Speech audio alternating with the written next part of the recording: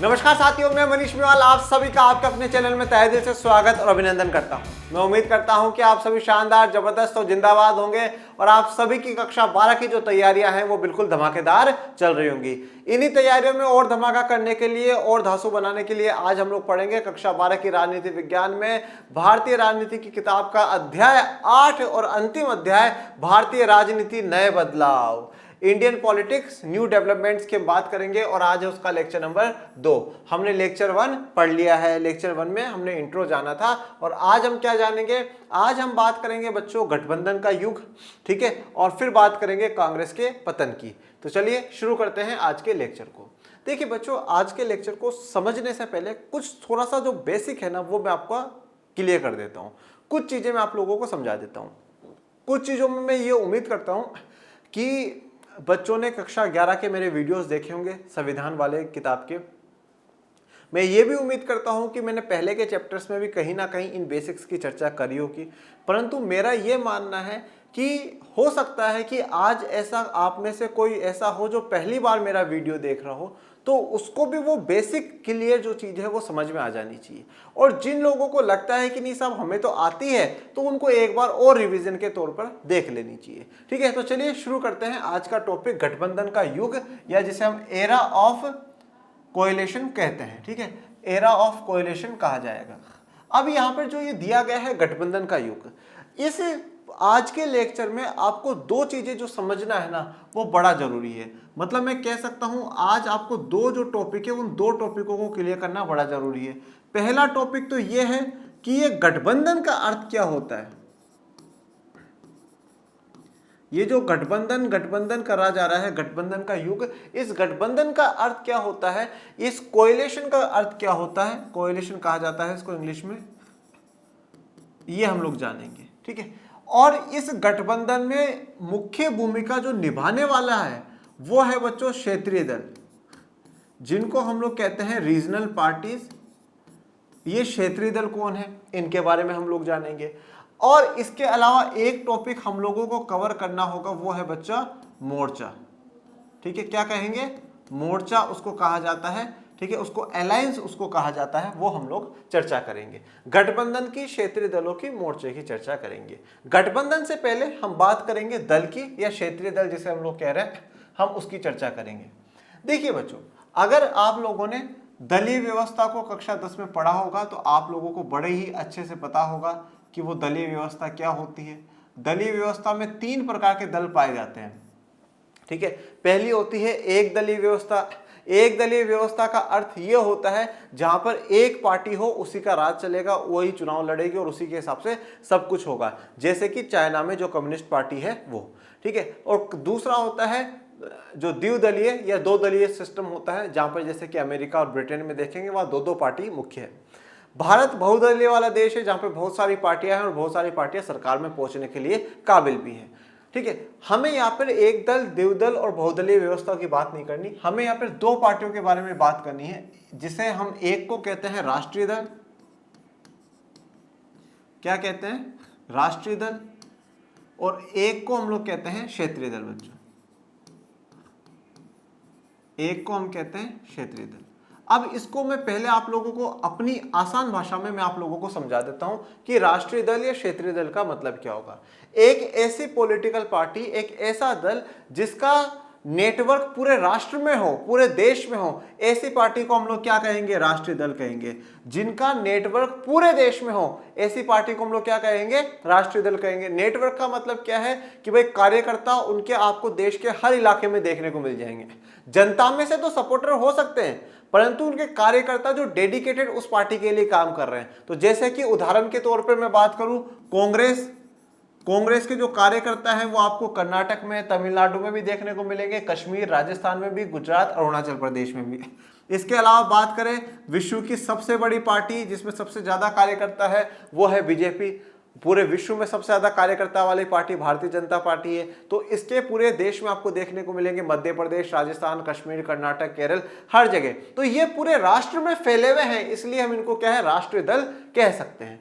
दूसरी तरफ हम बात करते हैं क्षेत्रीय दलों की, जिससे कि आपको नाम से पता चल रहा है कि ये विशेष किसी एक क्षेत्र में या किसी एक एरिया में या किसी एक रीजन में इनका दबदबा ज्यादा है, मतलब वहां पर उनके कार्यकर्ताओं की संख्या ज्यादा है, हो सकता है वहां पर लोगों में उस पार्टी की पॉपुलैरिटी ज्यादा हो। जैसा कि हम बात करें उत्तर प्रदेश में, अगर बात करूं बहुजन समाज पार्टी की, समाजवाद पार्टी की, ये पार्टी पूरे देश में ना फेल कर करके यूपी में इन लोगों का थोड़ा सा ज्यादा दबदबा है।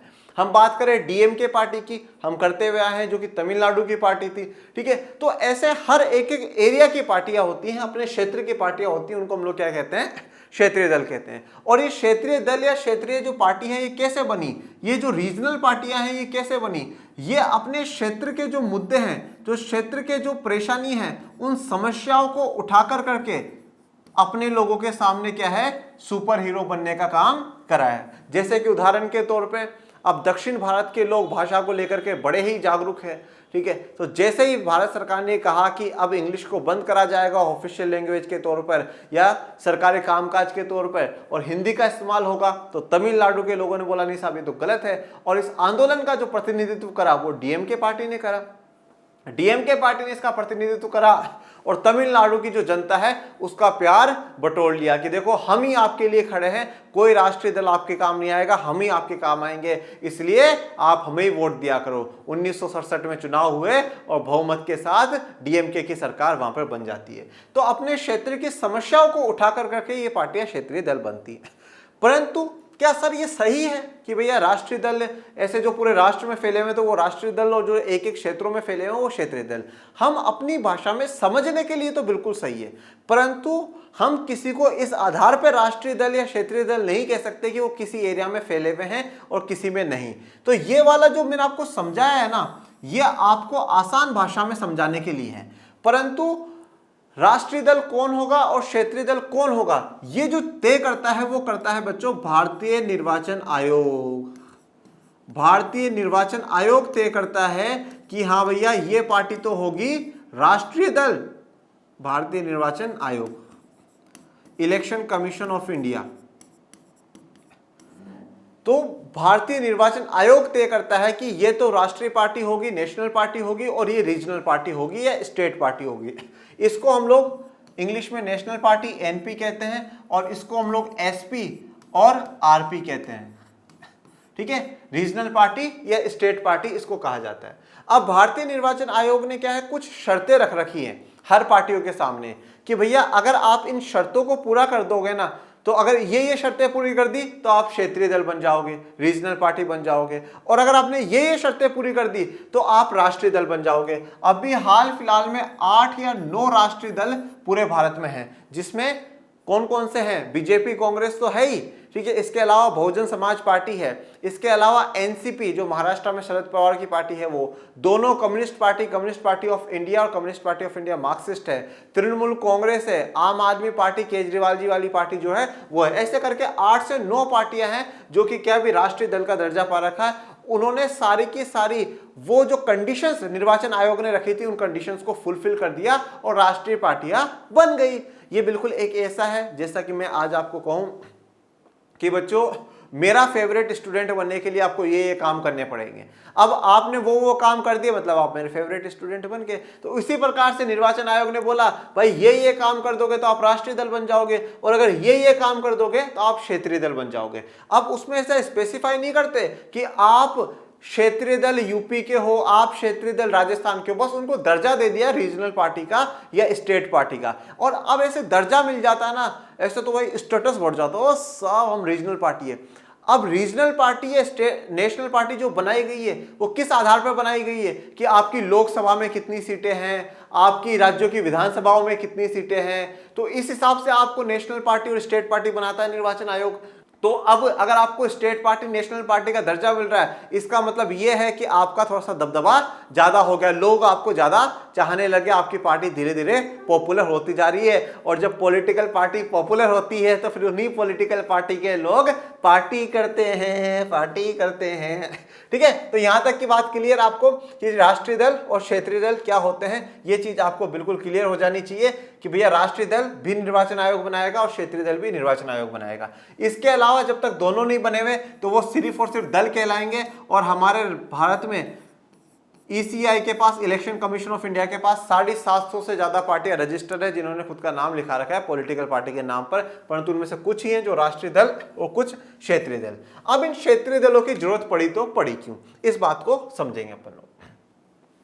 हम बात कर रहे हैं गठबंधन की, परंतु गठबंधन का मतलब ये होता है कि मिल जाना, बंधन बना लेना, ठीक है, रिश्ता जोड़ लेना, ठीक है। अब वो रिश्ता जोड़ने की आवश्यकता कब पड़ रही है? वो जब पड़ती है जबकि हम में कुछ कमी रह जाती है। भाई आज एक बात बताओ, जब सारे काम मैं खुद कर सकता हूं तो मैं दूसरे को की जरूरत ही नहीं है, परंतु जहां पर मैं कहीं कमजोर पड़ रहा हूं तब मुझे जरूरत पड़ती है दूसरे की। तो उसी प्रकार से यहां पर भी राजनीति में थोड़ा सा मिलाना जुलाना पड़ता है। तो उसके लिए आप समझिए बच्चों, उसके लिए समझना यह है कि जैसे हमारी लोकसभा है, अब लोकसभा में आप सभी को पता है टोटल 545 सदस्य हैं। 545 में से 543 निर्वाचित है और 2 एंग्लो इंडियन है।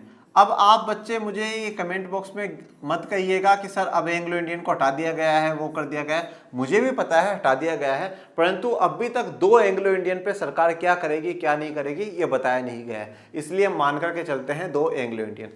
इन 543 लोगों के लिए क्या करा जाता है कि जो हमारा देश है ना, इसको छोटे छोटे छोटे भागों में बांटा जाता है। कितने छोटे छोटे भागों में? जितने आप छोटे छोटे हो, प्यारे प्यारे नन्हे नन्हे मुन्ने से बच्चे हो, ठीक है ना, तो उतने ही छोटे छोटे भागों में इनको बांट दिया जाता है। किस आधार पे बांटा जाता है? जनसंख्या के आधार पे बांटा जाता है। जनरली 10 लाख लोग एक एरिया में आ जाएंगे तो वो एक एरिया बन जाएगा, और इन एरियाओं को क्या कहा जाता है? इनको कहा जाता है निर्वाचन क्षेत्र। क्या कहा जाएगा बच्चों? निर्वाचन क्षेत्र, मतलब जहां से निर्वाचन होगा, जहां से नेता को चुना जाएगा। अब ये 543 जगहों पर क्या होगा?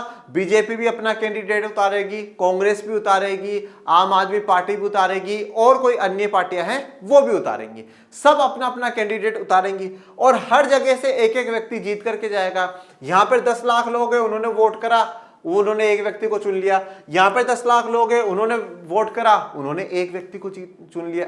अब ये 543 लोग चुन कर करके कहां पहुंचे लोकसभा, और 543 प्लस 2 तो 545 लोग कहां पर पहुंच गए? लोकसभा पहुंच गए। अब बात आती है सरकार बनाने की। सरकार का अर्थ यह है कि उसमें प्रधानमंत्री जी होंगे और उनका जो मंत्रिमंडल है वो होगा। तो प्रधानमंत्री और मंत्री जी होंगे और उसी को हम क्या कहेंगे बच्चों? सरकार कहेंगे।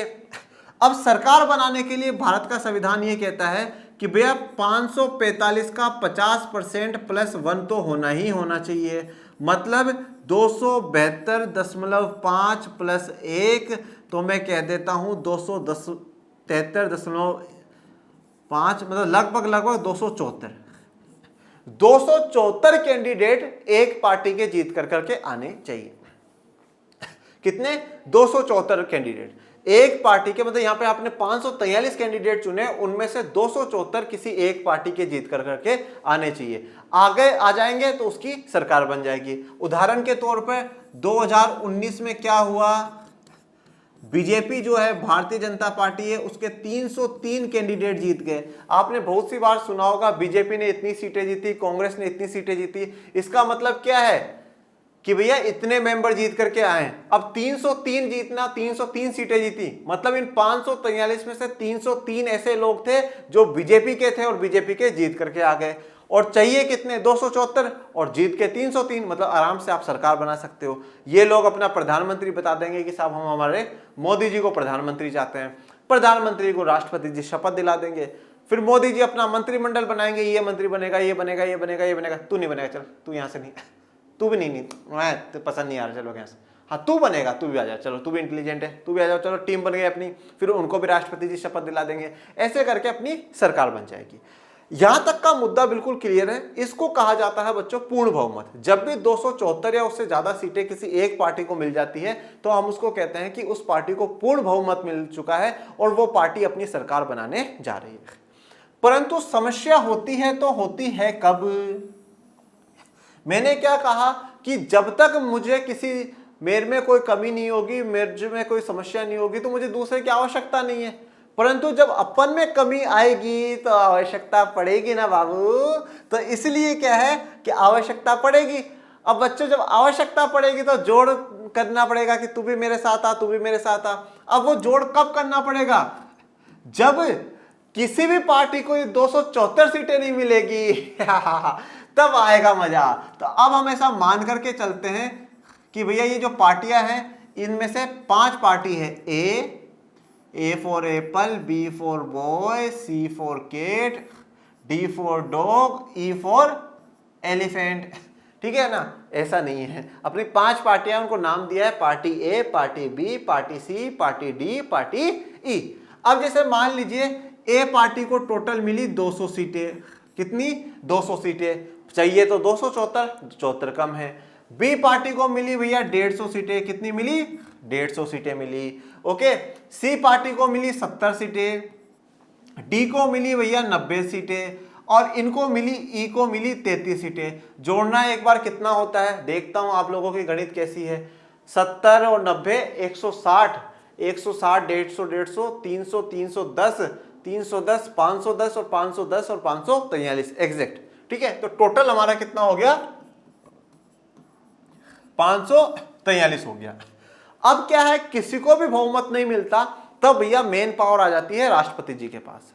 अब राष्ट्रपति जी सबसे पहले क्या करते हैं, जो लोकसभा में सबसे बड़ी पार्टी होती है, सबसे बड़ी पार्टी होने का मतलब क्या है, जिनके सबसे ज्यादा कैंडिडेट जीते हुए रहते हैं, उस पार्टी को बुलाते हैं, आ जाओ। तो अब ए पार्टी के नेता को बुलाएंगे और बोलेंगे भाई आप सरकार बनाने के लिए कुछ कोशिश कर रहे हो, लोगों से बात कर रहे हो, जोड़ने ओड़ने की बात कर रहे हो? बोले हाँ सर कर रहे हैं। तो बोले 10 दिन का टाइम है, दिखा देना कि आपके पास 274 से ज्यादा लोग आपको सपोर्ट कर रहे हैं तो ठीक है, नहीं तो आपकी सरकार नहीं।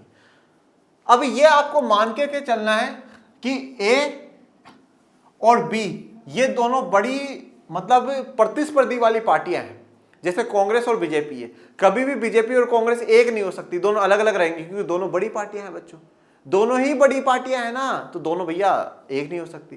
तो अब जब ए को बुलाया कि आ जाओ अपन मिलकर के सरकार बनाते हैं, राष्ट्रपति जी ने बोला कि सरकार बनाइए, तो अब ये क्या करेगी, ए पार्टी क्या है, सी के पास जाएगी, डी के पास जाएगी, ई के पास जाएगी। तो ए पार्टी ने सोचा अपन डी के साथ मिल जाते हैं, ठीक है, और डी को बुलाया कि बोला आ जाओ अपन दोनों मिलकर करके क्या कर लेते हैं, सरकार बना लेते हैं, क्योंकि 290 हो जाएंगे और 290 में अपनी सरकार बन जाएगी। तो अब आप ये सोच रहे होंगे कि डी पार्टी ए के साथ क्यों मिलेगी, क्या फायदा है? तो फायदे अब मैं आपको गिनाता हूं। पहली बात तो ये पार्टी रखेगी शर्त कि भैया हमारे इतने मंत्री बनाओगे। चलो भाई, आपकी पार्टी सबसे बड़ी है तो प्रधानमंत्री तो आपका ही होना चाहिए, परंतु हमारी पार्टी भी 90 सीटें आपको दे रही है, तो आपकी पार्टी मंत्री इतने, 4 मंत्री, 5 मंत्री, 10 मंत्री आप हमारे बनाओगे, हमारी पार्टी से बनाओगे। बोले ठीक है चलो ओके। दूसरा, कुछ मुद्दे ऐसे होंगे, जैसे मान लो ये पार्टी किसानों की है, तो कभी भी किसानों के विपरीत कोई कानून आया या और कुछ आया तो वो नहीं चलेगा, नहीं चलेगा। जैसे ही आया तो ये सपोर्ट खींच लेंगे, सपोर्ट खींच लेंगे, मतलब 90 सांसदों ने साथ छोड़ दिया तो फिर सरकार गिर जाएगी, फिर सरकार गिर जाएगी। तो मंत्री बनाना है, ठीक है, हमारी पार्टी को इतना फंड आपको देना पड़ेगा, इतना पैसा आपको देना पड़ेगा, ये सपोर्ट आपको करने पड़ेंगे। और एक और बात यह है कि ये जो पार्टियां हो सकती हैं कि ये क्षेत्रीय पार्टी हो बेटा, हो सकता है कि ये कोई क्षेत्रीय दल हो, क्षेत्रीय पार्टी हो। वैसे तो जो पार्टी 90 सीटें लोकसभा में जीत रही है वो राष्ट्रीय दल ही होंगी, परंतु जैसे मान लीजिए कि ये पार्टी कुछ राज्यों में इसका विशेष दबदबा हो, तो जैसे मान लेते हैं कि इस पार्टी का राजस्थान में और पंजाब में यहां पे विशेष दबदबा है, तो अब इस पार्टी ने ये कहा कि भैया जिस दिन भी राजस्थान में विधानसभा के चुनाव होंगे, पंजाब में विधानसभा के चुनाव होंगे, तो भैया आप वहां पर सीएम आप अपना नहीं बनाओगे, सीएम हमारा बनेगा। वहां पर भी मिलजुल करके ही काम करेंगे, वहां पर भी अलग अलग नहीं होना है। तो अगर कभी इनकेस आपने राजस्थान में चुनाव हुए और आपने सोचा कि हम हमारी सरकार बना लें, तो ध्यान रखना हम लोकसभा में आपका समर्थन छोड़ देंगे और आपकी सरकार गिर जाएगी। तो इस प्रकार की कुछ मांगे करी जा सकती है कि भाई मंत्री आप इतने हमारे बनाओगे, हमारे इन मुद्दों को पूरा करोगे, इन मुद्दों को कभी इग्नोर नहीं करना। और आगे के चुनाव को लेकर के भी मांग रखी जा सकती है कि भविष्य में ये जो चुनाव होंगे वहां पर आपकी पार्टी हमें समर्थन करेगी। ओके, अब बात आती है कि गठबंधन है क्या सर? गठबंधन क्या है? जब किसी पार्टी को पूरा बहुमत मिल जाता है तो पूर्ण बहुमत की सरकार होती है, परंतु जब किसी भी पार्टी को पूरा बहुमत नहीं मिल पाता है, जब दो या दो से अधिक पार्टियां मिलकर करके सरकार बनाती है तो ऐसी सरकार को हम कहते हैं बेटा गठबंधन की सरकार। जैसा कि यहां पर हुआ ए और डी ने मिलकर करके सरकार बनाई, तो इसको हम क्या कहेंगे? गठबंधन की सरकार कहेंगे। क्या कहेंगे? गठबंधन की सरकार कहेंगे। क्या कहेंगे? गठबंधन की सरकार कहेंगे। किसको कहेंगे? जब दो या दो से अधिक पार्टियां मिलकर के सरकार बनाती है तो उसको गठबंधन की सरकार कहा जाता है। अब इस गठबंधन की सरकार के फायदे क्या है और नुकसान क्या है वो भी देख लेते हैं। देखिए, नुकसान तो यह है बच्चों कि जैसे जब पूर्ण बहुमत की सरकार होती है, जैसे आज बीजेपी की सरकार है, अब आज बीजेपी किसी पर निर्भर नहीं है, सुनना पड़ेगा ये वो नहीं। बीजेपी का जो सीधा माइंड सेट है कि साहब ये काम करना है तो कर सकती है, कोई दिक्कत नहीं है। परंतु जब क्या होता है, गठबंधन की सरकार होती है, तो जैसे मान लो कि भैया ए और डी ने अब सरकार बना ली, अब मिलजुल के, जैसे मान लो ए पार्टी का प्रधानमंत्री है, वो सोच रहा है ये काम कर सकते हैं, करेंगे, पर डी वाले बोले नहीं नहीं नहीं भाई ये काम मत कर देना, ये कर दिया ना तो हम पीछे हो जाएंगे, हम आपका सपोर्ट ही नहीं करेंगे। बोले अच्छा ठीक है भाई। कभी प्रधानमंत्री जी या ए पार्टी के लोग सोच रहे हैं ये काम नहीं करना है, वो कह नहीं साहब ये मुद्दा तो उठाओ, ये मुद्दा तो उठाना जरूरी है, नहीं उठाए तो हम आपसे पीछे हो जाएंगे। मतलब वो जो गठबंधन की सरकार होती है ना, वो ऐसी सरकार है जैसे जो वैसाखी पकड़ के जो लोग चलते हैं ना बेटा, जो यूं पकड़ करके चलते हैं, मतलब वो उनसे खींच ले जाए तो गिर जाए, है ना, ठीक है। तो वो वैसाखी की तरह है, मतलब वो सरकारें टिकी हुई हैं, वो सरकारें कोई भी पूरी तरीके से एक अच्छे से फैसला नहीं ले पाती है, तो निर्भरता रहती है कि नहीं इनकी भी सुनो इनकी भी सुनो, तो प्रधानमंत्री बिल्कुल आजादी से फैसला नहीं ले पाता है। तो हम ये मानते हैं कि थोड़ा सा गठबंधन सरकार बेकार होती है इस पर। अच्छाई में देखें, अच्छाइयाँ इसकी बहुत हैं। पहली बात तो क्या है कि कोई भी पार्टी जब बनाता है, पार्टी कौन बनाएगा? कोई व्यक्ति बनाएगा। जैसे मान लो आज मैं हूँ, मैं पार्टी बनाना चाहता हूँ, तो अब मैं पार्टी बनाऊंगा तो क्या है कि मैं एक किसी जाति से आता हूँ, मेरा एक धर्म है, मेरी एक विचारधारा है, मेरी एक सोच है। मैं अब ऐसे ही लोगों को जोड़ने की कोशिश करूंगा जो कि मेरी विचारधारा का सपोर्ट करते होंगे। अब मतलब हो सकता है कि जैसे मान लो मैं किसानों को की बात उठाने वाला व्यक्ति हूं, मैं दलितों की बात उठाने वाला व्यक्ति हूं, मैं महिलाओं की बात उठाने वाला व्यक्ति हूं, तो मेरी पार्टी एक ऐसी हो गई जो वंचितों की आवाज उठाने वाली पार्टी है, तो मेरी एक विचारधारा बन गई। और अब क्या होता है कि हर पार्टी अलग अलग होती है, अलग अलग लोगों द्वारा बनाई गई, तो उनकी अलग अलग विचारधाराएं होती हैं। जब गठबंधन की सरकार बनती है तो अलग अलग विचारधाराएं मिलकर करके एक सरकार बनाती है। अब जैसे मान लो ये ए पार्टी एक राष्ट्रीय दल है और डी जो पार्टी है वो दक्षिण की पार्टी है, मतलब जो दक्षिण की विचारधारा है वो भी बिल्कुल एक वर्चस्व के साथ आपको देखने को मिलेगी। मतलब विचारधाराएं आपको ज्यादा से ज्यादा देखने को मिलती है, पूरा भारत का रोल सरकार में हो जाता है एक प्रकार से। ये तो विचारधाराओं का सांस्कृतिक और सामाजिक रूप से आपको विचारधाराएं देखने को मिलेगी, ये फायदा गठबंधन सरकार का होता है। दूसरी बात, गठबंधन सरकार का फायदा यह भी है कि जब पूर्ण बहुमत की सरकार होती है तो कभी कभार क्या होता है, सरकार निरंकुश हो जाती है, जो भी उसके मन में आता है वो करती जाती है, रुकती नहीं है। परंतु जब गठबंधन की सरकार होती है तो हमेशा बहुत सोच समझ करके फैसला लिया जाता है, ठीक है, क्योंकि अगर कुछ भी गलत फैसला ले लिया गया तो वो सरकार आपका वो पार्टी साथ छोड़ देगी और आपको सरकार को गिरा देगी। तो अच्छे फैसले लिए जाते हैं ऐसा हम मानते हैं गठबंधन सरकार में, परंतु फैसलों में देरी हो जाती है।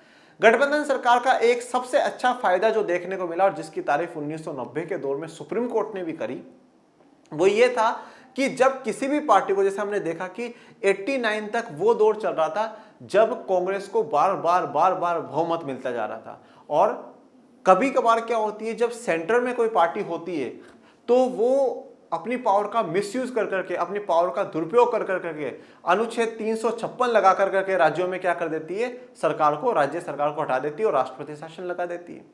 सरकारों को हटा देती है, राज्य सरकारों को काम नहीं करने देती। परंतु गठबंधन का सरकार में ऐसा नहीं कर सकते। अब अगर जैसे मान लो कि राजस्थान में डी पार्टी की सरकार है और आज केंद्र सरकार चाहती है कि मैं राजस्थान में वहां राष्ट्रपति शासन लगा दूं, लगाओ भाई, तुम लगाओगे, तुम वहां पर डी पार्टी की सरकार को गिराने की कोशिश करोगे, ये आपको यहां पर गिरा देगी, ये यहां पर गिरा देगी। मतलब गठबंधन की सरकारों से केंद्र और राज्य के बीच में भी जो संबंध है वो अच्छे होते हैं, वो और भी बेहतर संबंध होते हैं। ये हमारी गठबंधन की सरकार होती है। अब इसके बाद हम बात करते हैं कि मोर्चा क्या होता है। अगर मैं कहूं मोर्चा, या इसको मैं कहूं अलायंस, आप कह सकते हैं, अलायंस भी कह सकते हैं, या आप इसको फ्रंट भी कह सकते हैं। देखिए बेटा, क्या है कि जनरली ये जो मैं आपको आसान भाषा में समझा दूं कि कभी कभार क्या होता है कि पहले चुनावों से पहले ही कुछ पार्टियां एक हो जाती हैं। जैसे आप लोगों ने देखा होगा कि कांग्रेस प्रणाली हमने पढ़ी, कांग्रेस के खिलाफ महागठबंधन कर लिया गया, तो वो एक प्रकार से मोर्चे बन गए कि हाँ हम सब पहले एक हो गए, हम सब पहले एक हो गए, हम सब पहले एक हो जाते हैं। तो चुनावों से पहले ही कहीं ना कहीं एक हो जाते हैं। तो हमें यहाँ पर भारत में 3 बड़े मोर्चे, 3 बड़े फ्रंट देखने को मिलते हैं। पहला है बच्चों यूपीए, उसको कहा जाता है यूपीए। यूपीए की फुल फॉर्म है यूनाइटेड प्रोग्रेसिव अलायंस,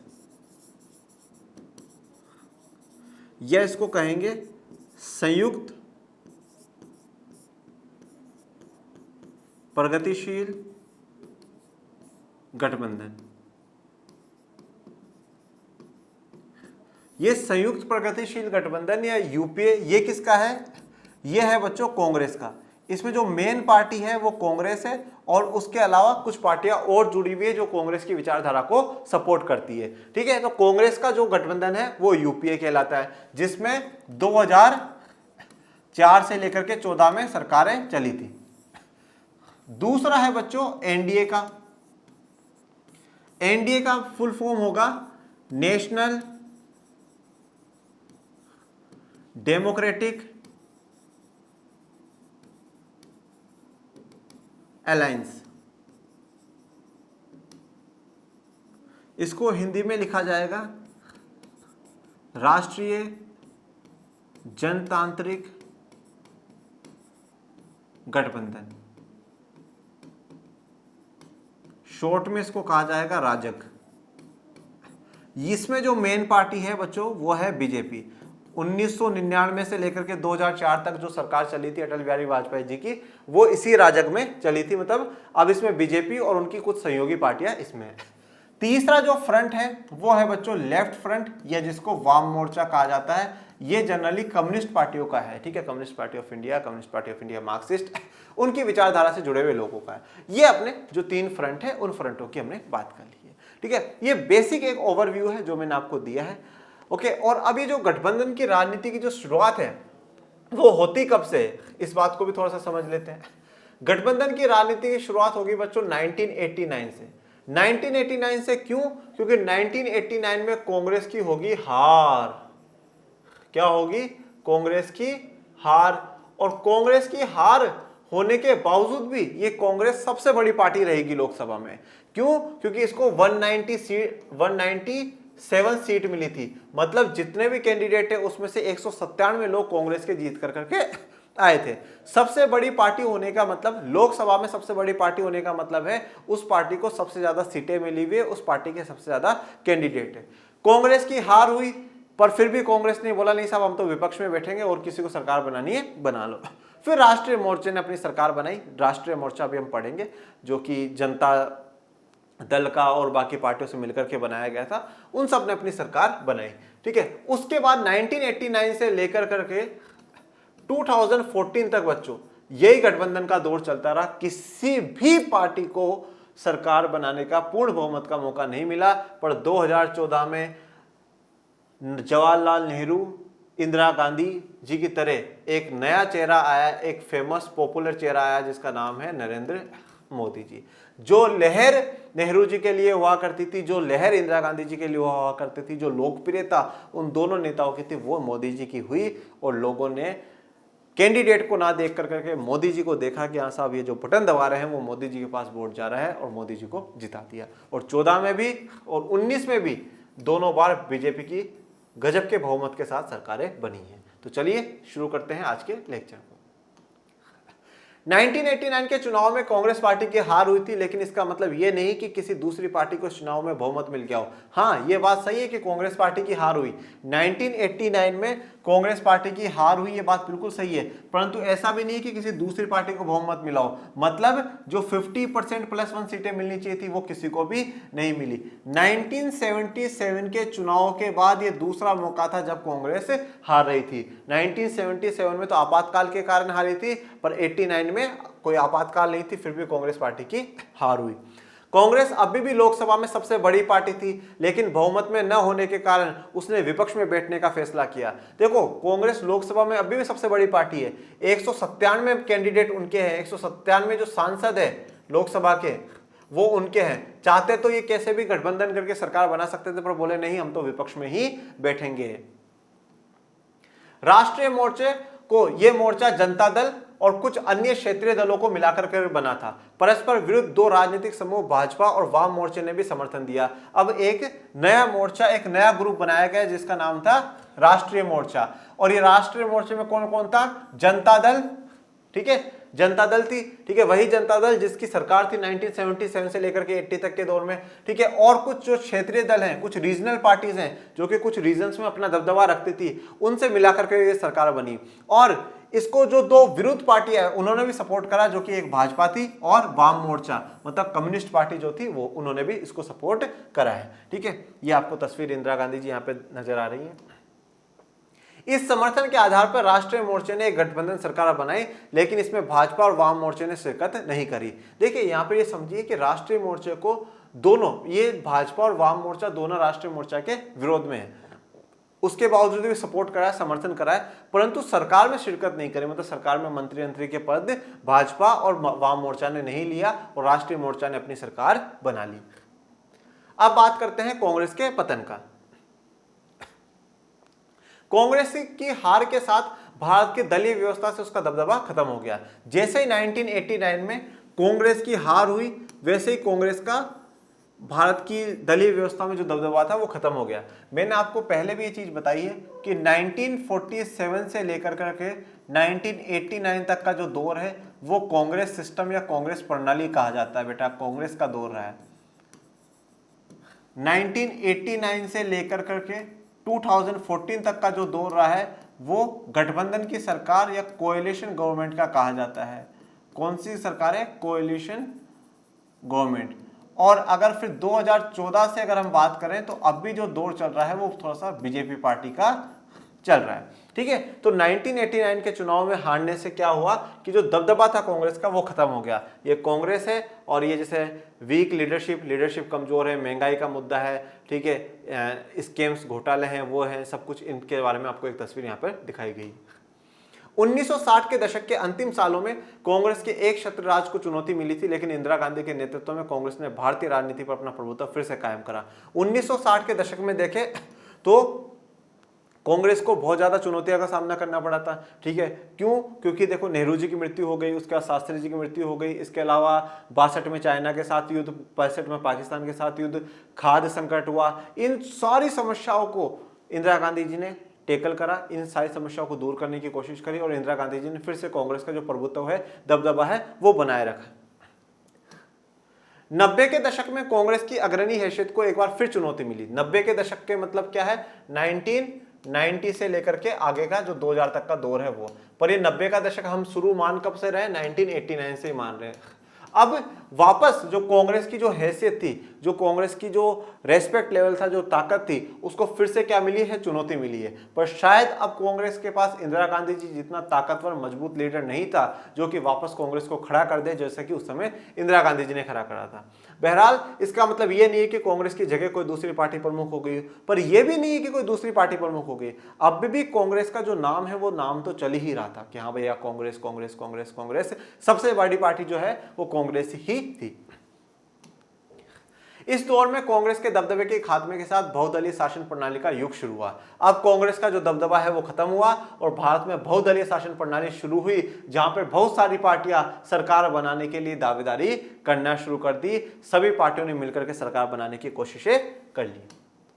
यह तो निश्चित ही है कि अपने देश में अनेक पार्टियां चुनाव लड़ती आई है। हमारी संसद में हमेशा कई दलों के सांसद रहे हैं, इसमें कोई दो राय वाली बात नहीं है। हमारे देश में अनेक पार्टियों के लोग चुनाव लड़ते हैं, बीजेपी, कांग्रेस, आम आदमी, बसपा, सपा, डीएमके, ठीक है, बहुत सारी पार्टियों के लोग चुनाव लड़ते हैं। और हमारी संसद में, पार्लियामेंट में अलग अलग दलों के आपको सांसद देखने को मिलेंगे। सांसद कौन है? जो कि लोकसभा और राज्यसभा का सदस्य है, ठीक है। और संसद क्या है? संसद वो स्थान है जहां पर ये लोग जाकर करके बैठते हैं। 1989 के बाद एक नई बात देखने में आई। अब कई पार्टियां इस तरह उभरी कि किसी एक दो पार्टी को ही अधिकांश वोट या सीट नहीं मिल पाते थे। देखो अब 1989 के बाद का जो दौर है उसमें काफी बड़ा बदलाव देखने को मिला। अब यहाँ पर कोई एक या दो पार्टी ऐसी नहीं है जिनको कि अधिकांश पूरे बहुमत वाले जो वोट है वो मिल पाते। अब वोट और सीटें क्या थी, बढ़ चुकी थी, अब अलग अलग हो चुकी थी। इसका मतलब यह भी हुआ कि 1989 के बाद से लोकसभा के चुनाव में कभी भी किसी एक पार्टी को 2014 तक पूर्ण बहुमत नहीं मिला। तो यही बात तो मैंने आपको कही बच्चों कि 1989 से लेकर करके 2014 तक किसी भी पार्टी को बहुमत नहीं मिला, और बहुमत नहीं मिलता है तभी तो गठबंधन बनाया जाता है। इस बदलाव के साथ केंद्र में गठबंधन सरकारों का दौर शुरू हुआ और क्षेत्रीय पार्टियों ने गठबंधन सरकार बनाने में महत्वपूर्ण भूमिका निभाई। और अब इस बदलाव के साथ क्या है, केंद्र में गठबंधन सरकारें बनना शुरू हुई। ठीक है, जो क्षेत्रीय दल है। ठीक है, अब देखो क्षेत्रीय दलों का दबदबा कैसे, जैसे मैं आपको एक उदाहरण देता हूं। जैसे मान लीजिए कि ये एक एक्स पार्टी है। ये पार्टी जो है कहां पर है, राजस्थान में है। राजस्थान में इसका दबदबा है। ठीक है, राजस्थान में लोग इसको बहुत प्यार करते हैं, बहुत चाहते हैं। ठीक है, अब लोकसभा के लिए राजस्थान से 25 लोग लोकसभा में चुन करके जाएंगे। ओके, हम जब 543 बांट रहे हैं तो राजस्थान के एरिया में 25 लोग होंगे जो कि चुन करके जाएंगे। मतलब राजस्थान को लोकसभा के लिए 25 भागों में बांट दिया, 25 लोग चुन करके जाएंगे। अब क्या होता है कि जब लोकसभा के चुनाव होते हैं तो राजस्थान के लोगों को नहीं पता कौन सी बड़ी पार्टियां हैं। वो तो अब भी ये चाहते हैं एक्स पार्टी को जिताएंगे, एक्स पार्टी को जिताएंगे, एक्स पार्टी को जिताएंगे। अब इन 25 में से अगर 20 सीटें भी एक्स पार्टी जीत गई तो बहुत बड़ी बात है। किसी भी बड़ी पार्टी को जरूरत पड़ी लोकसभा में कि सीटें कम है सरकार बनाने के लिए, बोलेगी लो हम बनवा देते हैं, पर हमारी बातें मानोगे, एक मंत्री बनवाओगे, कल को राजस्थान में सरकार हमारी बनेगी, आप हमें सपोर्ट करोगे, फंड करोगे, राजस्थान के विकास के लिए और पैसा दोगे। इस प्रकार से क्षेत्रीय पार्टियों ने गठबंधन में एक बड़ी भूमिका निभाई है। ये जो आपको तस्वीर दिखाई है वोटिंग के लिए दर्शाई है कि जो वोट देने के बाद जो शाई लगाई जाती है वो। यद्यपि पुणे 2014 और 2019 के लोकसभा चुनाव में भाजपा दल को अकेले बहुमत प्राप्त हुआ, पर 2014 में और 19 में भाजपा भारतीय जनता पार्टी को पूर्ण बहुमत मिलता है। ओके, तो इसी के साथ जो अपना आज का लेक्चर है वो कंप्लीट होता है। आपको कोई डाउट हो तो वो आप लोग बता दीजिएगा, और आज का लेक्चर कैसा लगा वो भी बता दीजिएगा। और बच्चों पढ़ते रहिए, आगे बढ़ते रहिए, और आप भी गठबंधन बनाइए। मतलब ज़्यादा से ज़्यादा लोगों से जोड़िए इस चैनल को और बढ़ाइए। और डिस्क्रिप्शन में आर्ट्स के टेलीग्राम चैनल का भी लिंक दे रखा है, उसको भी सब्सक्राइब कर लीजिए, ज्वाइन कर लीजिए, जिससे आपको सारी जानकारी मिले। और आगे बढ़ते रहिए, बढ़ते रहिए। मिलेंगे नेक्स्ट लेक्चर में, तब तक के लिए थैंक यू सो मच। जय हिंद, जय भारत।